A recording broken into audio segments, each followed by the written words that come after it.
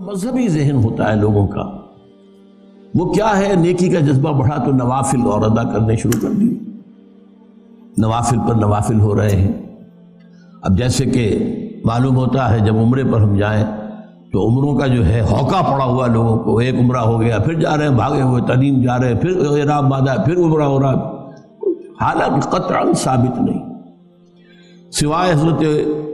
عائشہ رضی اللہ تعالی عنہا ام المومنین کہ وہ اپنے ایک نسوانی عذر کی وجہ سے بعض ارکان ادا نہیں کر سکی تھی، تو ان کے لیے حضور نے پھر بھیج دیا جاؤ تنعیم سے،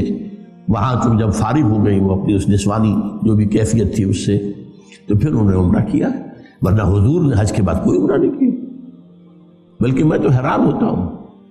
کہ حضور نے فتح مکہ کے بعد شاید ہی کوئی عمرہ کیا، حالانکہ اب تو آپ بادشاہ تھے۔ کہاں وہ معاملہ تھا سن 6 میں عمرہ کرنے کے لیے گئے تھے اور احرام کھول دینا پڑا تھا اور واپس آنا پڑا تھا، پھر سن 7 میں عمرہ ہوا،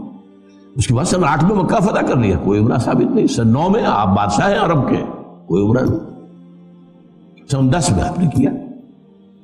اس اعتبار سے ہماری ویلیوز بدل گئی ہیں، نیکی کا جذبہ پیدا ہوا بس یہ کر دو، بچوں کو نازلہ قرآن پڑھانے کے لیے کوئی مدرسہ کھول دو، قاری صاحب کو لا کے بٹھا دو پڑھانے، نیکی کا جذبہ ہے، نیکی کا کام۔ تو عبادات کا خاص طور پر جو ہے عبادات کے اندر اضافہ اضافہ اضافہ، یہ ہے ہمارا عام تصور نیکی۔ اس کے برعکس حدیث کیا فرما رہی ہے؟ یہ ترمذی کی روایت ہے حضرت امامہ باہلی سے رضی اللہ تعالی عنہ، فضل العالم علی العابد کفضلی علی ادناکم، ایک صاحب علم انسان کی فضیلت کسی عبادت گزار پر اتنی ہی ہے جتنی میری فضیلت ہے تم میں سے کسی کم انسان، ادناکم صحابہ میں سب سے کم، اور حضور صلی اللہ علیہ وسلم کیا نسبت ہوگی؟ فضل العالم علی العابد کفضلی علی ادناکم وَإِنَّ اللَّهَ وَمَلَائِكَتَهُ وَأَهْلُ السَّمَاوَاتِ وَالْأَرْضِ، اور یقینا اللہ بھی اور اس کے فرشتے بھی اور آسمانوں والے بھی اور زمین والے بھی، حتی النملۃ فی جوہرہا، یہاں تک کہ چیونٹی جو اپنے بل میں ہے، وحتی الحوت، یہاں تک کہ مچھلی، لَيُصَلُّونَ عَلَى مُعَلِّمِ النَّاسِ الْخَيْرِ، وہ درود بھیجتے رہتے ہیں، دعائیں کرتے رہتے ہیں اس شخص کے حق میں جو لوگوں کو خیر کی تعلیم دے۔ یہاں لفظ خیر بہت نوٹ کرنے کے قابل ہے، یہ میں بعد میں ذرا اور تفصیل سے عرض کروں گا۔ خیر، بھلائی، نیکی، اس خیر کی تعلیم دینا۔ اسی طرح ایک اور حدیث ہے، یہ بھی حضرت حسن سے ہے مرسلم، سئل رسول اللہ صلی اللہ علیہ وسلم عن رجلین کانا فی بنی اسرائیل، نبی اکرم صلی اللہ علیہ وسلم سے 2 اشخاص کے بارے میں سوال کیا گیا جو بنی اسرائیل میں سے گزرے تھے۔ احدہما کان عالما یصلی المکتوبۃ ثم یجلس فیعلم الناس الخیر، ان میں سے ایک تو وہ تھا جو عالم تھا، وہ صرف فرض نماز پڑھتا تھا، کوئی نوافل نہیں، صرف فرض، اور پھر بیٹھ جاتا تھا لوگوں کو خیر کی تعلیم دینے کے لیے۔ والآخر، اور دوسرا، یصوم النہار ویقوم اللیل، روزانہ روزہ رکھتا تھا، پوری رات کھڑا رہتا تھا۔ ایہما افضل، حضور ان میں سے افضل کون سا ہے؟ سوال سمجھ لیا آپ؟ 2 اشخاص ہیں، ایک صرف فرض نماز ادا کر رہا، میں عبادت کے اعتبار سے عبادت اور علم اور تعلیم اور تعلم، ان کے مابین کیا نسبت ہے، کیا ریشو پروپورشن ہے، اس کی میں آپ کے لیے حدیث سنا رہا ہوں کہ 2 آدمیوں کے بارے میں پوچھا گیا، ایک وہ تھا جو صرف فرض نماز پڑھتا تھا اور اس کے بعد بیٹھ جاتا تھا لوگوں کو خیر کی تعلیم دینے کے لیے، اور دوسرا وہ تھا روزانہ روزہ رکھتا تھا اور پوری رات کھڑا رہتا تھا عبادت۔ ایہما افضل، ان دونوں میں سے افضل کون ہے؟ قال رسول اللہ صلی اللہ علیہ وسلم فضل هذا العالم الذي يصلي المكتوبة ثم يجلس فيعلم الناس الخير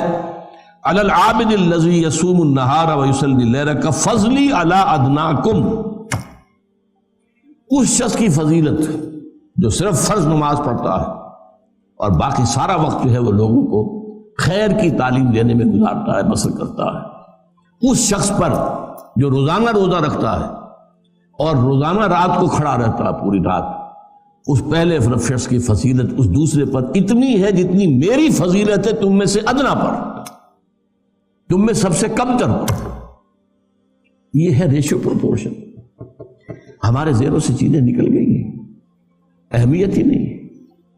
خرچ کیا جا رہا ہے، حج کیے جا رہے ہیں، عمرے کیے جا رہے ہیں، لیکن یہ کہ دین کا علم آس پاس بھی نہیں، نہ خود نہ اپنی اولاد کو سوچا بھی نہیں، غور و فکر ہی نہیں کیے، اور علم حاصل بھی کیا ہے تو ٹیکنالوجی کا علم حاصل کیا، صرف نیچرل سائنسز کا علم حاصل کیا ہے، ٹیکنالوجی کا علم حاصل کیا ہے، جس کا کہ علم دین سے کچھ طرح سے سروکار ہی نہیں۔ اب یہ ایک حدیث اور سن لیجئے، یہ مسلم شریف میں ہے، حضرت ابو ہریرہ سے رضی اللہ تعالی عنہ۔ یہ بڑی پیاری حدیث ہے، ایک زمانے میں میں بہت کثرت سے اس کو بیان کرتا رہا، اب ظاہر بات ہے کہ کچھ زمانے کے گزرنے کے ساتھ ساتھ کچھ اور مسائل سامنے آتے رہے تو بعض چیزیں اب پس منظر میں چلی گئی۔ امام مسلم روایت کرتے ہیں حضرت ابو ہریرہ سے، من سلک طریقا یلتمس فیہ علما، جو شخص کوئی راستہ اختیار کرتا ہے، سفر اختیار کرتا ہے جس میں علم کا حصول پیش نظر ہے، سہل اللہ بہ طریقا الی الجنہ، اس سفر کے ذریعے سے اللہ تعالیٰ اس کے لیے جنت کا ایک راستہ آسان کر دیتا ہے۔ اب دیکھیے حدیث،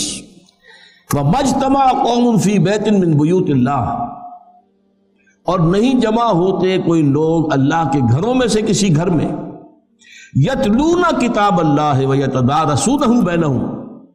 اللہ کی کتاب پڑھنے اور آپس میں سمجھنے سمجھانے کے لیے، الا نزلت علیہم السکینہ، مگر یہ کہ ان پر سکینت کا نزول ہوتا ہے، تسکین، سکون، وغشیتہم الرحمہ، رحمت خداوندی انہیں ڈھانپ لیتی ہے، وحفتہم الملائکہ، فرشتے ان کے گرد گھیرا ڈال لیتے ہیں، وذکرہم اللہ فی من عندہ، اور اللہ تعالیٰ ان کا ذکر کرتا ہے ملائکہ مقربین،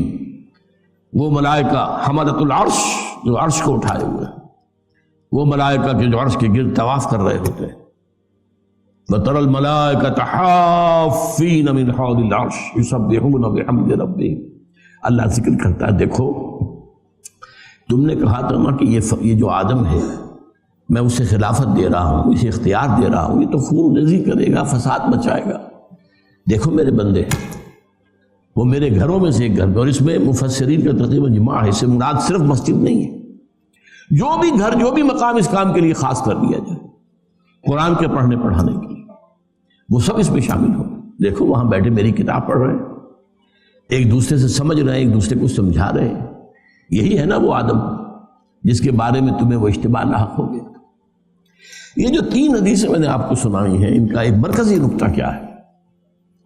جسے خیر کہا گیا وہ قرآن ہے، ہوا خیر مما یجمعون، خیر کا لفظ 2 چیزوں کے لیے آتا ہے، یا خیر دنیا کا مال، مال و متاع دنیاوی، خیر انہ لحب الخیر لشدید، یا خیر اللہ کی کتاب ہے قرآن، ہوا خیر مما یجمعون، یا ایھا الناس قد جاءتکم موعظۃ من ربکم وشفاء لما فی الصدور وہدی ورحمۃ للمؤمنین قل بفضل اللہ وبرحمتہ فبذلک فلیفرحوا